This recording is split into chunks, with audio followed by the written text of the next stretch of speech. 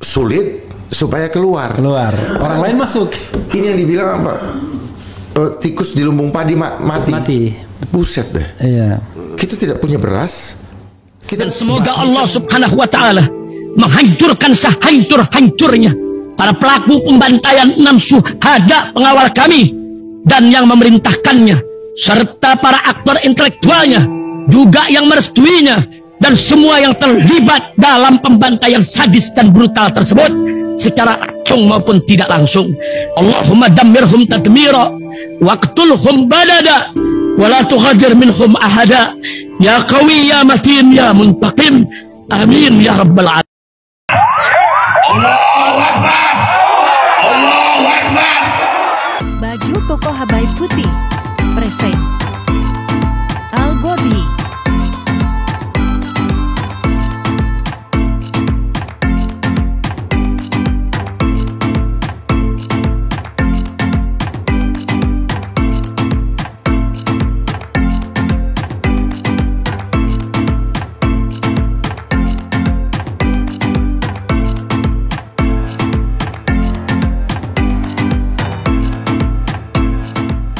Assalamualaikum warahmatullahi wabarakatuh. Welcome back, selamat datang lagi di channel Babe Aldo bersama gue Babe Aldo, YouTuber rakyat biasa yang tetap santuy, tetap akal sehat, dan jangan lupa ngopi. Bismillahirrahmanirrahim.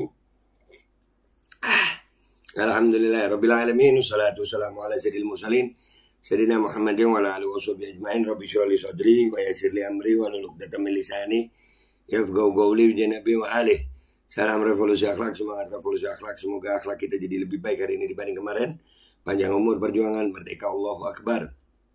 Salam sejahtera bagi seluruh rakyat Indonesia dimanapun kalian berada. Semoga kalian semuanya insya Allah dalam keadaan sehat walafiat, tidak kurang suatu apapun, dan mudah-mudahan kalau ada yang sakit dari kalian itu menjadi sakit penghapus dosa, penambah pahala, sakit yang insya Allah segera disehatkan oleh Allah SWT dalam sehat yang manfaat, amin ya rabbal alamin. Oke guys, konten kita kali ini ya, kita tahu bersama kemarin sempat ya beberapa hari yang lalu Komjen Pol Dharma Pongrekun, beliau datang ke studionya Bang Refli Harun ya, berbicara banyak di situ masalah undang-undang kesehatan. Dan ini ada satu bagian ya, ada 12 menit lebih di sini, hampir 13 menit perbincangan mereka berdua ini tentang dukungan ke capres. Kita belum Pak Dharma belum menentukan dukungannya. Kurang lebih gue sama Pak Dharma Pongrekun ini satu, kalau dibilang aliran, ya satu aliran lah dalam politik. Kenapa? Karena kami memperhatikan masalah undang-undang kesehatan ini. Kalau undang-undang Omnibus Law kesehatan ini parah banget guys. Ini mengambil hak manusia, hak hidup dalam diri kita ini, di tubuh kita ini. Hak tubuh kita diambil oleh undang-undang kesehatan itu.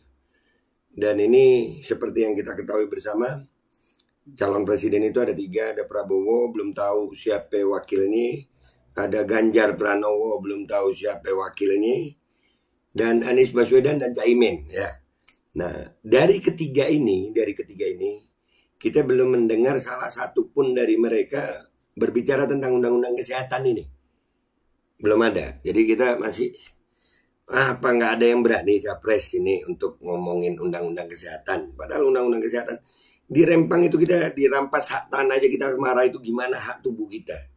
Nah ini kita dengerin cuplikannya sambil kita simak ya guys, perbincangan Bang Refli Harun dengan Komjen Pol Dharma Pongrekun. Bismillahirrahmanirrahim. Iya, calon-calon pemimpin kita ke depan, siapapun Anda, bahwa kalau Anda memulai sesuatu dari aspek material ya, baik menggapai kepemimpinannya maupun nanti membuat program, yakinlah nggak akan pernah berhasil bangsa ini. Pasti menuju kehancuran. Pasti nyungsep. Karena pendekatannya imaterial. Material, pendekatannya material. Harusnya imaterial itu ya. Kan padahal dalam agama itu setiap bayi lahir apa-apa sudah dijamin rezekinya dan lain sebagainya. Tapi kita nggak pernah percaya itu. Yang kita percayai adalah angka-angka tadi. Apa kontekstual? Semua yang tekstur. Gitu. Makanya kalau 1000 musuh, kita sendiri pasti kabur, Pak. Padahal sudah ditunjukin pada zaman Musa, Pak. Nggak mungkin belah laut. Tapi karena ada kuasa Allah, nah itu yang harusnya kita bangkitkan. Padahal gini, Jenderal ya, Pak. ada satu hal yang menurut saya kita hitung gini. Coba, sekarang kita mungkin punya apa-apa, ya. Tapi kalau kita ukur kadar kebahagiaan, mana yang lebih bahagia ketika kita masih jalan kaki? Zaman kita dulu, Pak. Iya. Jauh. Jauh, Pak. Masih di kampung kita masih main mobil-mobilan dari bambu dan lain sebagainya. Jauh sekali, Pak. Saya membayangkan justru kita seperti di penjara modernitas jadinya sekarang. Nah, ini namanya digital prison. Nah, saya mau kasih tahu juga rahasia kenapa ini smartphone ada. Yeah. Ini adalah ruang untuk mengakumulasi sifat jahat, kelakuan jahat sih. Nah, itu nggak disadari orang. Ya, nggak disadari orang. Hedonis lah, apatis lah, ngebully lah, pornografi lah, semuanya di capture disatukan di situ, Pak. Dan orang yang tadinya tidak bermusuhan sedikit aja dibikin ini, terus kemudian kita. Dan lucunya kita bisa bermusuhan dengan orang yang nggak pernah kita lihat. Iya, memang itu dibikin, Pak. Kenapa? Dia mau ganggu kita punya ketenangan psikologi, Pak. Oke. Ya, makanya mereka siapkan buzzer, dan buzzer ini dibayar. Siapa yang bayar saya tahu. Dan nanti ada namanya fact checker. Oke. Kalau Bapak punya ini di take down, itu seolah-olah dilaporkan oleh fact checker. Iya. Polisinya medsos. Iya. Nah, dia melapor ke lembaga, saya tahu namanya. Iya. Nah, lembaga inilah menjadikan dasar fact checker itu untuk lapor ke otoritas yang lebih tinggi yang ada di luar. Karena dia harus punya mekanisme. Gitu, Pak. Fact checker, buzzer, influencer. Makanya kan ada influenza, ada influencer. Sama. Ini semua istilah terminologi yang mereka bikin. Ada influenza, ada influencer. Iya. Gitu ya. Nah, sa itu bahasa Itali. Forza, semangat. Itu bukan penyakit, Pak. Bukan penyakit, cuman diadopsi supaya bisa jualan obat. Gitu, Pak. Ya, kalau kita mau buka banyak sekali, Pak. Oke, sahabat sekalian. Nanti kita akan buka seri ketiga ya. Seri ketiga itu salah satunya adalah tadi gimana bayar utang yang belum dibuka hari ini. Kalau ada salah satu yang ngambil dan beliau komit, saya buka. Oke. Saya buka, tapi dengan catatan tidak boleh diambil yang lain nih. Masalahnya kalau dibuka takut khawatirnya. Bukan mereka mau ambil, mereka hadang. Gimana ada tim yang akan menghadang supaya konsep ini tidak bisa dijalankan. Tidak bisa dijalankan. Atau konsep ini seperti irasional gitu. Ya kalau irasional buat mereka karena nggak nyampe ilmunya, mereka bilang irasional. Pak, cara mafia selesaikan dengan cara mafia. Oke. Kan nggak. Nah, ini minta maaf gua jeda dikit ya. Beliau ini pernah mengatakan tentang bayar utang dalam 1 hari. Nah, ini beliau udah buka tawaran ini. Kalau ada capres yang mau nih ngambil, iya kan? Ayolah, ambil Pak Dharma nih, ajak diskusi. Salah satu capres deh. Gua nggak peduli deh yang mana, mau Ganjar, mau Prabowo, mau Anies. Ini orang sampai hari ini, Pak Komjen Pol Dharma Pongrekun ini, beliau orang yang konsisten dengan pendapatnya masalah undang-undang kesehatan, bayar utang Indonesia dalam 1 hari. Ya, jadi ini orang-orang yang konsisten. Beliau ini orang konsisten. Kenapa capres-capres ini nggak mau? Apakah jangan-jangan capres-capres ini memang juga ya sama aja ternyata ya? Lanjut. Dan itu aman. Aman dari. Saya bilang kasih margin 10-25%. International pressure aman. 10-25%. Loh, takut sekali di pressure, Pak. Kenapa ketakutan itu selalu menguasai kita? Enggak, maksudnya artinya kan itu kan real di masyarakat kan? Real, Pak. Masyarakat mah tinggal tunggu enaknya lah. Nggak usah libatkan masyarakat.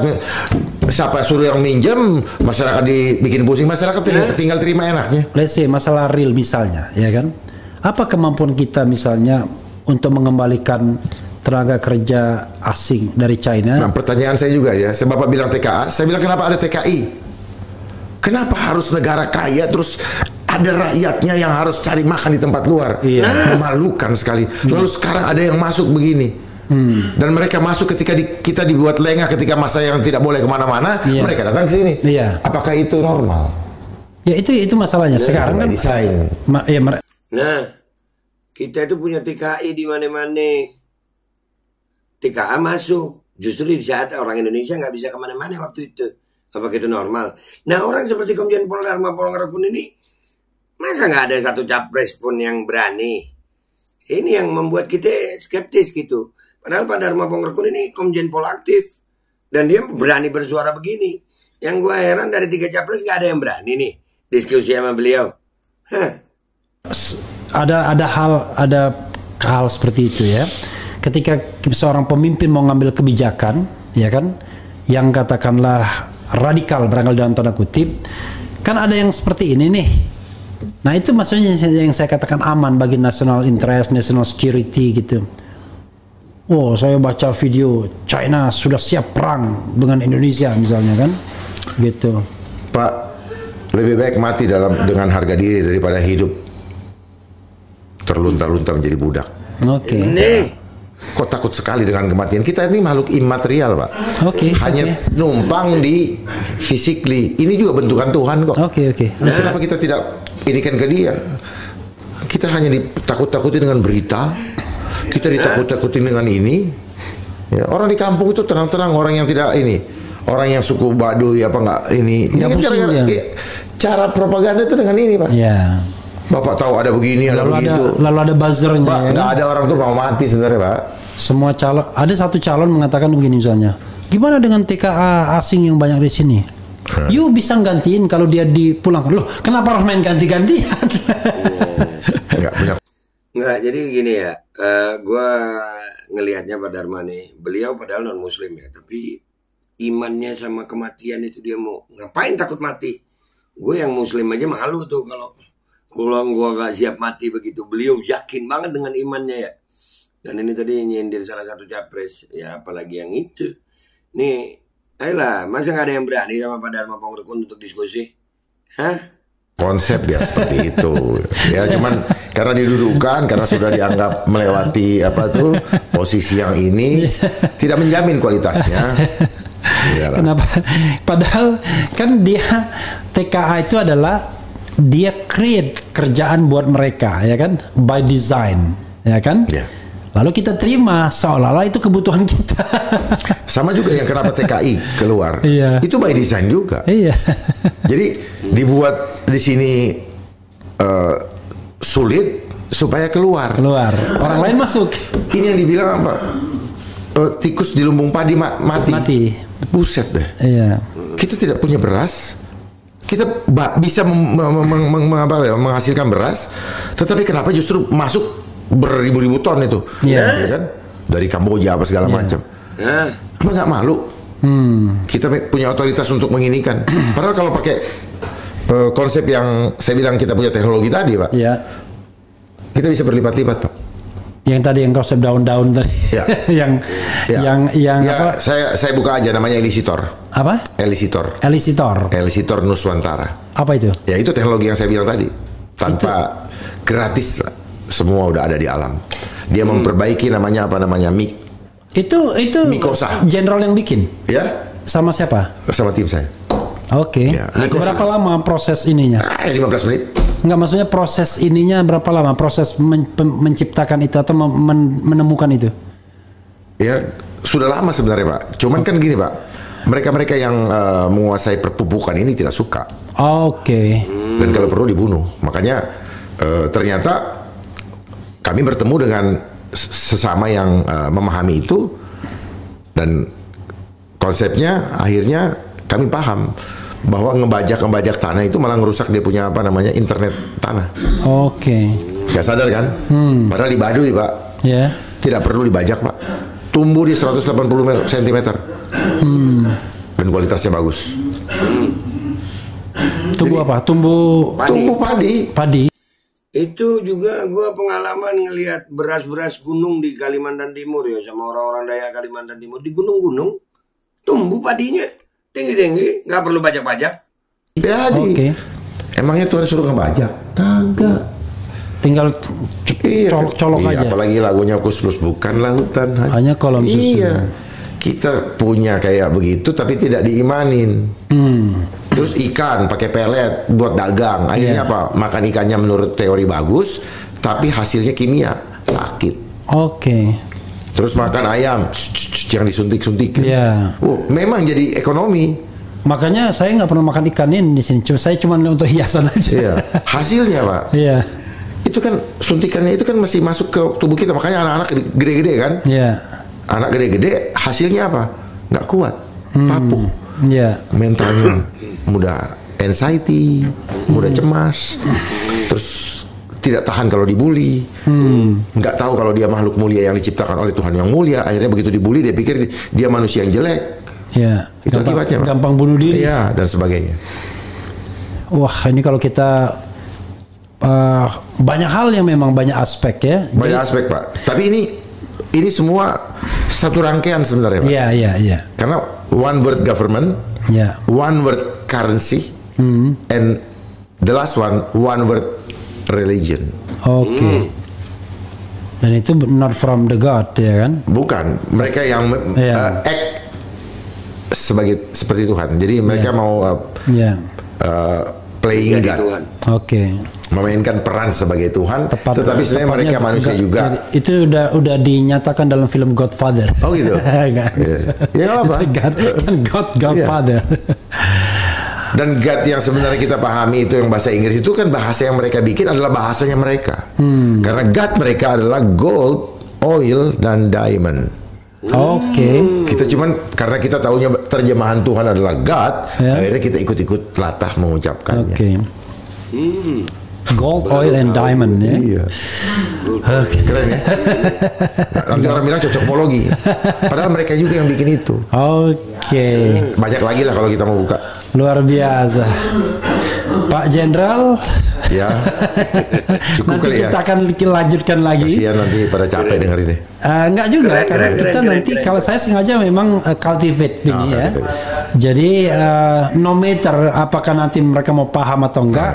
Yang paling penting adalah kita bikin dalam satu video ya, yang ini 2 jam lebih. Nanti kita potong-potong juga. Nanti ada bagian-bagian tertentu yang potong. Saya ingin ya Pak Jenderal pada bagian akhir ini memberikan entahlah pesan bagi calon pemimpin lah. Kalau yang sekarang kan tinggal 1 tahun lagi, rasanya apa yang bisa kita harapkan? Harapan lah ya, Pak. Iya kan? Harapan sebagai warga negara. Iya, warga negara. Silakan Pak Jenderal.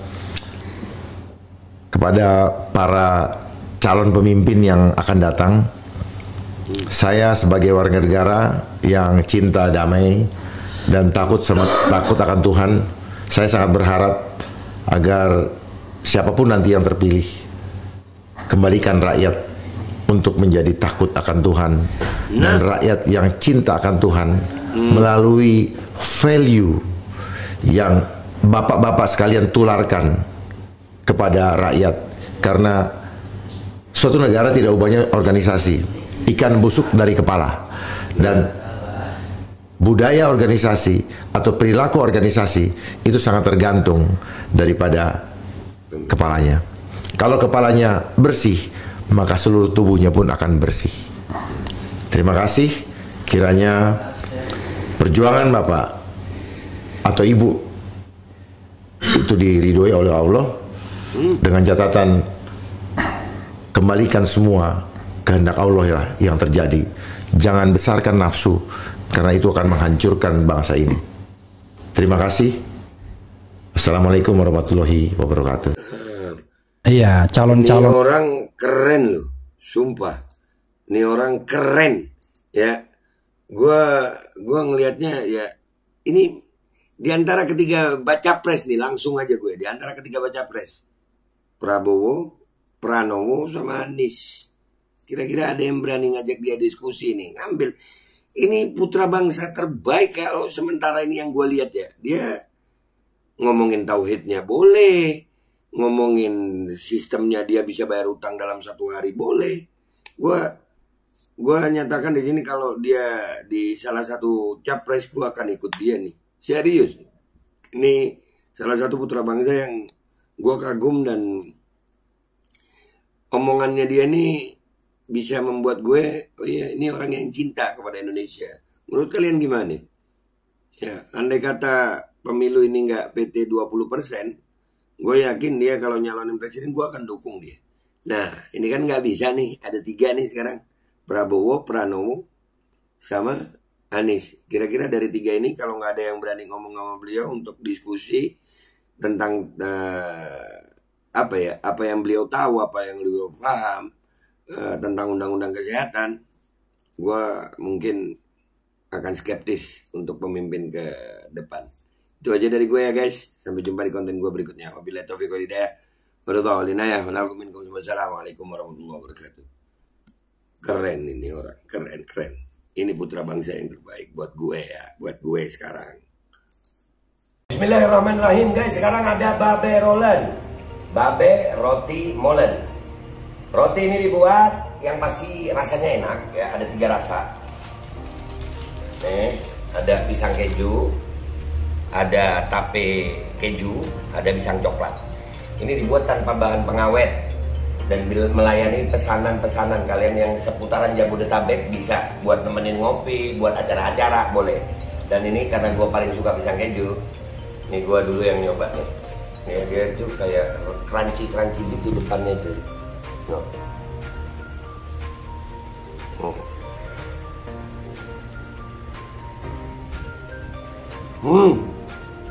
Lu tahu kerannya di depan nih, terus di dalamnya empuk. Ya Allah. Udah nggak usah lama-lama, lu kalau kepingin langsung pesen aja, itu ada nomor WA-nya, nanti gua kalau cantumin, ada juga IG-nya, langsung pesen, murah. Cuman nanti dia tanya itu 35.000 kalau nggak salah, ya.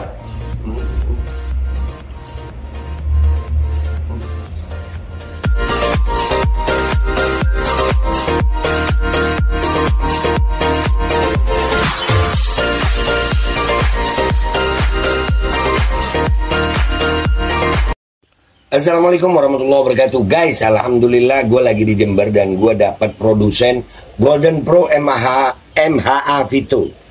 Ini guys, bahan-bahannya itu di dalamnya ada jintan hitam, ada broto wali, ada sambiloto, ada jahe, pegagan, ada madu hitam, ada propolis dan probiotik.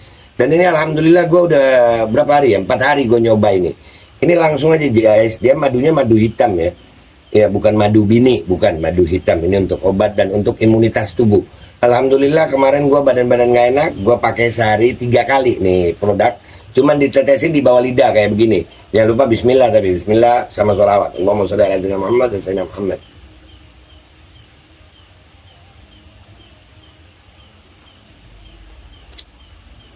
Dah begitu aja, sehari 3 kali. Kalian langsung hubungi nomor yang tertera di bawah ini. Ini insya Allah bisa membuat badan kita tahan terhadap segala macam infeksi dari luar untuk imunitas tubuh.